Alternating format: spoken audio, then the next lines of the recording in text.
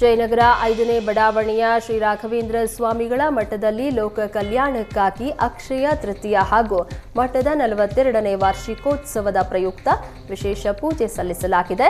ಶ್ರೀಮಠದ 42ನೇ ವಾರ್ಷಿಕೋತ್ಸವದ ಬೃಂದಾವನಕ್ಕೆ ಶ್ರೀಗಂಧ ಲೇಪನದ ಹಾಗೂ ವಿಶೇಷ ಪುಷ್ಪಾಲಂಕಾರವನ್ನ ಮಾಡಲಾಗಿದೆ.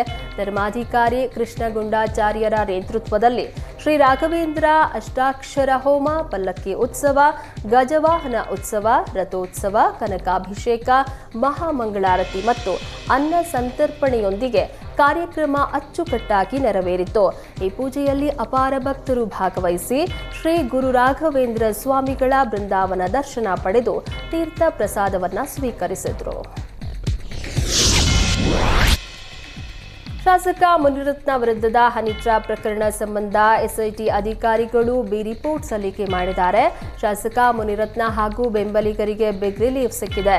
ಮುನಿರತ್ನ ವಿರುದ್ಧ ಲಗ್ಗೇರಿ ನಾರಾಯಣಸ್ವಾಮಿ ದೂರನ್ನ ನೀಡಿದ್ರು. ಪ್ರಕರಣದ ತನಿಖೆ ನಡೆಸಿದ ಎಸ್ಐಟಿ ಅಧಿಕಾರಿಗಳು ಹನಿ ಟ್ರ್ಯಾಪ್ ಯತ್ನ ಪ್ರಕರಣಕ್ಕೆ ಸಾಕ್ಷಿಗಳ ಕೊರತೆ ಇದೆ ಅಂತ ಬಿ ರಿಪೋರ್ಟ್ ಸಲ್ಲಿಸಿದ್ದಾರೆ.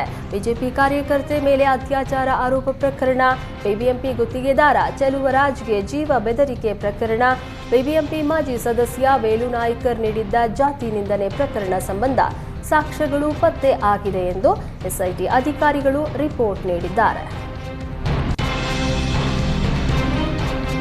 ವಕ್ಫ್ ಬೋರ್ಡ್ ಕಾಯ್ದೆ ತಿದ್ದುಪಡಿಗೆ ತೀವ್ರ ವಿರೋಧ ವ್ಯಕ್ತವಾಗ್ತಾ ಇದೆ. ಮೇ 2ರಂದು ಮುಸ್ಲಿಂ ಸಮಾಜದ ಮುಖಂಡರು ವಿಜಯಪುರದಲ್ಲಿ ಪ್ರತಿಭಟನಾ ಸಮಾವೇಶ ನಡೆಸಿದ್ದಾರೆ. ವಕ್ಫ್ ಬೋರ್ಡ್ನಲ್ಲಿ ಮುಸ್ಲಿಮೇತರರು ಇರಬೇಕು ಅಂತ ತಿದ್ದುಪಡಿ ಮಾಡಿದ್ದು ಸರಿಯಲ್ಲ.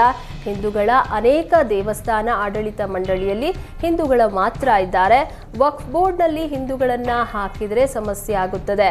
ಬಿಜೆಪಿ ಸರ್ಕಾರ ಅಭಿವೃದ್ಧಿ ಬಿಟ್ಟು ಮುಸ್ಲಿಂ ವಿರೋಧಿ ಕೆಲಸವನ್ನ ಮಾಡ್ತಾ ಇದೆ ಎಂದು ಮುಸ್ಲಿಂ ಮುಖಂಡರು ಆರೋಪಿಸಿದರು.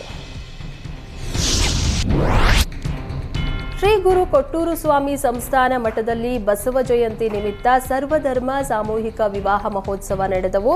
ಸರ್ವಧರ್ಮ ಸಾಮೂಹಿಕ ವಿವಾಹ ಮಹೋತ್ಸವದಲ್ಲಿ 18 ಜೋಡಿಗಳು ಅದ್ದೂರಿಯಾಗಿ ಮದುವೆಯಾಗಿ ಹೊಸ ಜೀವನಕ್ಕೆ ಕಾಲಿಟ್ಟರು. 9 ಜೋಡಿ ಆದಿ ಕರ್ನಾಟಕ ಜನಾಂಗದವರು, 3 ಜೋಡಿ ವಾಲ್ಮೀಕಿ ಜನಾಂಗದವರು, 2 ಜೋಡಿ ಮಡಿವಾಳರು ಮತ್ತು ಕುರುಬ ದೇವಾಂಗ, ಬೋವಿ ಗೊಲ್ಲ ಸಮುದಾಯದ ತಲಾ 1 ಜೋಡಿ ಸೇರಿದಂತೆ ಒಟ್ಟು 18 ಜೋಡಿಗಳ ಸಾಮೂಹಿಕ ವಿವಾಹ ಶ್ರೀ ಗುರು ಕೊಟ್ಟೂರು ಶ್ರೀಗಳ ನೇತೃತ್ವದಲ್ಲಿ ನಡೆಯಿತು. ಈ ವಿಶೇಷ ಮದುವೆಯ ಕಾರ್ಯಕ್ರಮಕ್ಕೆ Vijayanagara DC MS Diwakar, AC Vivekananda, DYSP doctor Manjunath Talawar ಸೇರಿದಂತೆ ಅನೇಕ ಗಣ್ಯರು ಭಾಗಿಯಾಗಿ ಸಾಕ್ಷಿಯಾದರು. ಆಕ್ಸಿಜನ್ ದುರಂತ ಪ್ರಕರಣದಲ್ಲಿ ಮೃತಪಟ್ಟವರ ಕುಟುಂಬಸ್ಥರಿಗೆ ಸರ್ಕಾರ ಉದ್ಯೋಗದ ಭರವಸೆಯನ್ನ ನೀಡಲಾಗಿತ್ತು. ಆಕ್ಸಿಜನ್ ದುರಂತ ಸಂಭವಿಸಿ 4 ವರ್ಷ ಕಳೆದರೂ ಸರ್ಕಾರಿ ಉದ್ಯೋಗದ ಭರವಸೆ ಮಾತ್ರ ಈಡೇರಿಲ್ಲ. ಸಿಎಂ ಹೆಸರು ಬರೆದು ಆತ್ಮಹತ್ಯೆ ಮಾಡಿಕೊಳ್ತೀವಿ ಅಂತ ಸಂತ್ರಸ್ತರು ಸರ್ಕಾರಕ್ಕೆ ಡೆಡ್ಲೈನ್ ಅನ್ನ ಕೊಟ್ಟ ಬೆನ್ನಲ್ಲೇ ಸಂಸದ ಸುನಿಲ್ ಬೋಸ್, ಶಾಸಕ ಪುಟ್ಟರಂಗಶೆಟ್ಟಿ ಸಭೆ ನಡೆಸಿದ್ರು. ಮುಂದಿನ ಕ್ಯಾಬಿನೆಟ್ ಮೀಟಿಂಗ್ನಲ್ಲಿ ಚರ್ಚಿಸ್ತೀವಿ, ಸಿಎಂ ಹಾಗೂ ಜಿಲ್ಲಾ ಉಸ್ತುವಾರಿ ಸಚಿವರ ಬಳಿ ಮನವಿ ಮಾಡ್ತೀವಿ ಎಂದು ತಿಳಿಸಿದರು. ಸರ್ಕಾರಿ ಉದ್ಯೋಗ ಅಥವಾ ಒನ್ ಟೈಮ್ ಸೆಟ್ಲ್ಮೆಂಟ್ ಮಾಡಿಸೋದಾಗಿ ಸುನಿಲ್ ಬೋಸ್ ಭರವಸೆಯನ್ನ ನೀಡಿದ್ರು.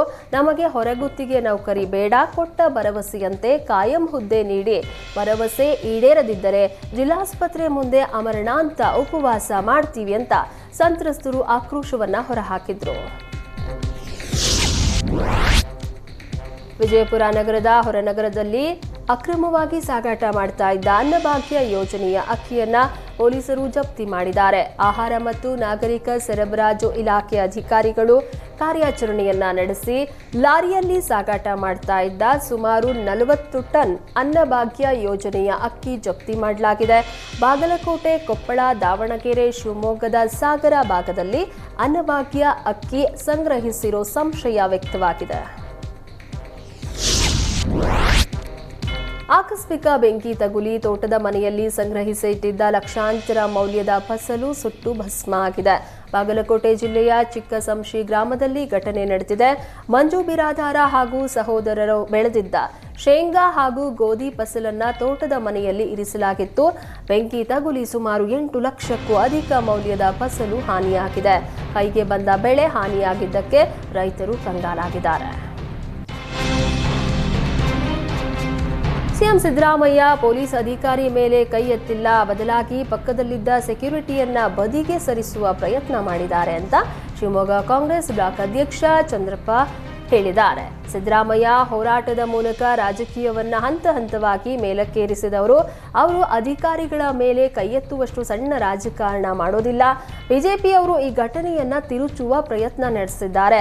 ಉಗ್ರಗಾಮಿಗಳ ಹೊಡೆದು ಉರುಳಿಸೋದಕ್ಕೆ ಮುಖ್ಯಮಂತ್ರಿಗಳು ಬೆಂಬಲ ವ್ಯಕ್ತಪಡಿಸಿದ್ದಾರೆ. ಇಲ್ಲಿಯೂ ಸಹ ಮುಖ್ಯಮಂತ್ರಿಗಳ ಮಾತನ್ನ ತಿರುಚುವ ಪ್ರಯತ್ನ ಬಿಜೆಪಿ ಮಾಡಿದೆ ಅಂತ ಕಿಡಿಕಾರಿದ್ರು. ಬೆಳಗಾವಿಯ ಕಾರ್ಯಕ್ರಮದಲ್ಲಿ ಸಿಎಂ ಸಿದ್ದರಾಮಯ್ಯ ಪೊಲೀಸ್ ಅಧಿಕಾರಿ ಮೇಲೆ ಕೈ ಎತ್ತಿದ್ದನ್ನ ಖಂಡಿಸಿ ಎಸ್ಪಿ ನಾರಾಯಣ, ಪುತ್ತೂರಿನ ಜನರು ಪ್ರತಿಭಟನೆ ನಡೆಸಿದ್ದಾರೆ.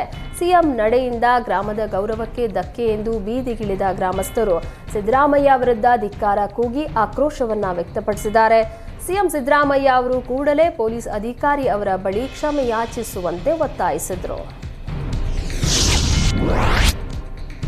ಬಸವ ಜಯಂತಿ ಹಿನ್ನೆಲೆ ವಿಜಯಪುರದಲ್ಲಿ ಶಾಸಕ ಬಸನಗೌಡ ಯತ್ನಾಳ್ ಬೃಹತ್ ಮೆರವಣಿಗೆ ನಡೆಸಿದ್ರು. ನಗರದ ಸಿದ್ದೇಶ್ವರ ದೇಗುಲದಿಂದ ಶುರುವಾದ ಡಿಜೆ ಮೆರವಣಿಗೆ ಶಿವಾಜಿ ವೃತ್ತದವರೆಗೂ ಸಾಗಿತ್ತು. ಈ ವೇಳೆ 10,000ಕ್ಕೂ ಹೆಚ್ಚು ಜನರು ಜಾಥಾದಲ್ಲಿ ಪಾಲ್ಗೊಂಡಿದ್ದು ವಿಶೇಷವಾಗಿತ್ತು. ವಿಶ್ವಗುರು ಬಸವೇಶ್ವರರ ಫೋಟೋ ಜೊತೆಗೆ ಕೇಸರಿ ಬಾವುಟ ಹಿಡಿಯುವ ಮೂಲಕ ಯತ್ನಾಳ್ ಗಮನ ಸೆಳೆದ್ರು.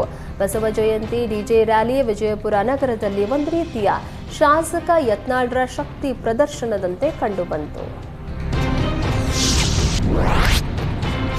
ವಿಶ್ವಗುರು ಶ್ರೀ ಬಸವೇಶ್ವರರ 892ನೇ ಜಯಂತಿ ಅಂಗವಾಗಿ ಬಳ್ಳಾರಿಯಲ್ಲಿ ಮೆರವಣಿಗೆಯನ್ನ ಹಮ್ಮಿಕೊಳ್ಳಲಾಗಿತ್ತು. ಬಸವಣ್ಣನವರ ಭಾವಚಿತ್ರಕ್ಕೆ ಪೂಜೆ ಮಾಡಿ ವಚನ ಪಠಣ ಮಾಡಿದ ಬಳಿಕ ಶಾಸಕ ಭರತ್ ರೆಡ್ಡಿ ಮೆರವಣಿಗೆಗೆ ಚಾಲನೆ ನೀಡಿದ್ರು.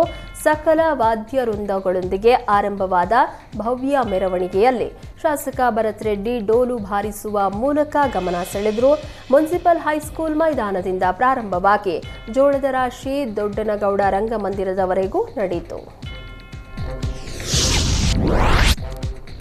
ಬಸವೇಶ್ವರ ಜಯಂತಿ ಹಿನ್ನೆಲೆ ಬಸವನ ಬಾಗೇವಾಡಿಯಲ್ಲಿ ಬಾಲ ಬಸವ ತೊಟ್ಟಿಲೋತ್ಸವಕ್ಕೆ ಶಿವಾನಂದ ಪಾಟೀಲ್ ಚಾಲನೆ ನೀಡಿದರು. ಶ್ರೀ ಸಿದ್ಧಲಿಂಗ ಶ್ರೀಗಳೊಂದಿಗೆ ಬಾಲಬಸವ ತೊಟ್ಟಿಲೋತ್ಸವ ಹಾಗೂ ನಾಮಕರಣ ಧಾರ್ಮಿಕ ಕಾರ್ಯಕ್ರಮ ಶಿವಾನಂದ ಪಾಟೀಲ್ ನೆರವೇರಿಸಿದರು. ಪಟ್ಟಣದಲ್ಲಿರುವ ಅಶ್ವಾರೂಢ ಶ್ರೀ ಬಸವೇಶ್ವರ ಪುತ್ಥಳಿಗೆ ಮಾಲಾರ್ಪಣೆ ಮಾಡಿದ ಸಚಿವರು ಗೌರವ ನಮನ ಸಲ್ಲಿಸಿದರು. ಬಳಿಕ ಮೂಲನಂದೀಶ್ವರ ದೇವಸ್ಥಾನದಲ್ಲಿ ನಂದೀಶ್ವರರಿಗೆ ವಿಶೇಷ ಪೂಜೆಯನ್ನ ಸಲ್ಲಿಸಿದರು. ಕಾರ್ಯಕ್ರಮದಲ್ಲಿ ವಿರಕ್ತ ಮಠದ ಶ್ರೀ ಸಿದ್ಧಲಿಂಗ ಶ್ರೀಗಳು ಧ್ವಜಾರೋಹಣವನ್ನ ನೆರವೇರಿಸಿದ್ರು. ಬಳಿಕ ಬಸವೇಶ್ವರ ಮೂರ್ತಿಯ ಪಲ್ಲಕ್ಕಿ ಉತ್ಸವದ ಭವ್ಯ ಮೆರವಣಿಗೆ ನಡೆಯಿತು.